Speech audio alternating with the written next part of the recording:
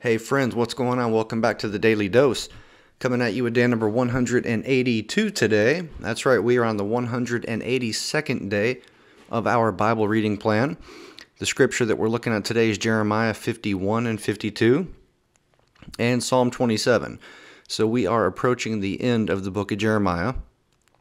And what we're going to be looking at today is kind of a continuation from where we left off yesterday in regards to a message to Babylon, right? That message to Babylon started in yesterday's reading material, and it kind of carries over and continues into today's.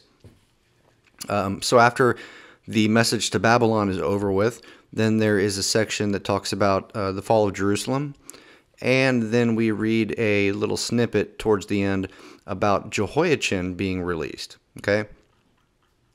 So if we go back up to where we're starting out today, at the beginning of chapter 51, I'm just going to read a little bit of the scripture that talks about this continuation, this message from Babylon. So it says, I will send foreigners to Babylon to winnow her and to devastate her land.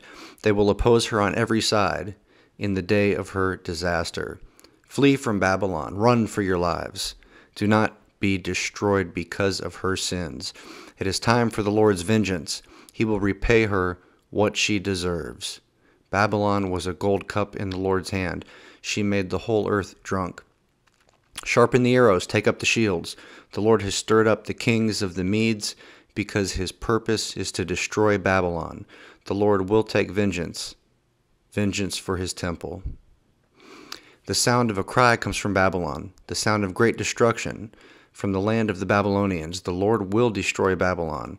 He will silence her noisy din.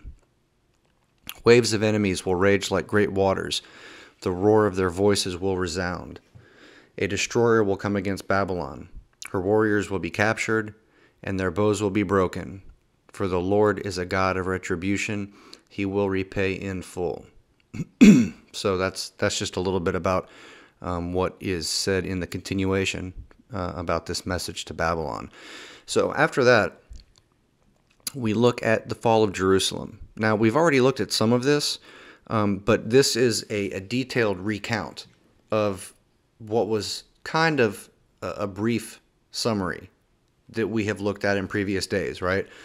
There is pillaging and destruction of the temple, and also the temple items, the accessories, the things that go along with the temple.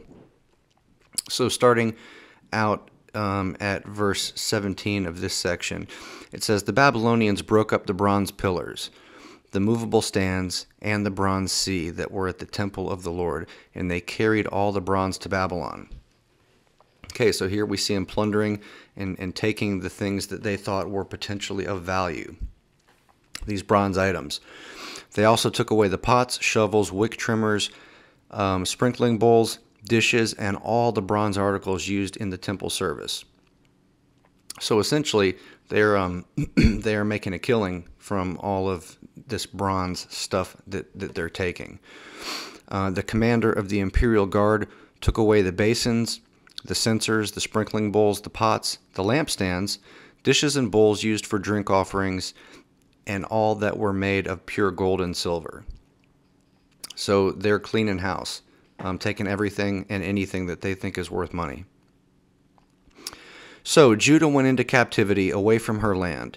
This is the number of the people Nebuchadnezzar carried into exile. In the 7th year, 3,023 Jews. In Nebuchadnezzar's 18th year, he came back and 832 people were carried into exile from Jerusalem. And then in his 23rd year, 745 Jews were taken into exile by by Nebuzaradan. That was the commander of the imperial guard. So there were 4,600 people in all that were taken into exile.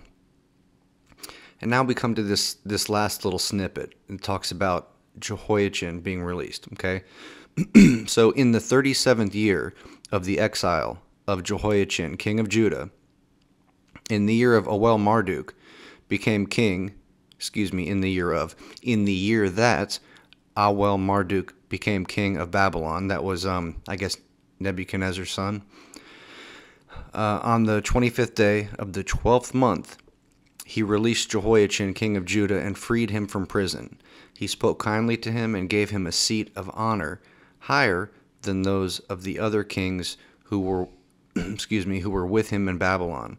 So Jehoiachin put aside his prison clothes and for the rest of his life ate regularly at the king's table. Day by day the king of Babylon gave Jehoiachin a regular allowance as long as he lived, till the day of his death.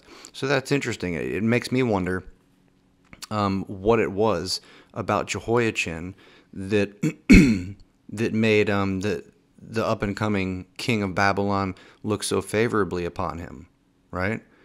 It makes me wonder: did Jehoiachin renounce what little bit of faith he may have had, and did he just totally just flip the script and become a sellout for Babylon? I don't know.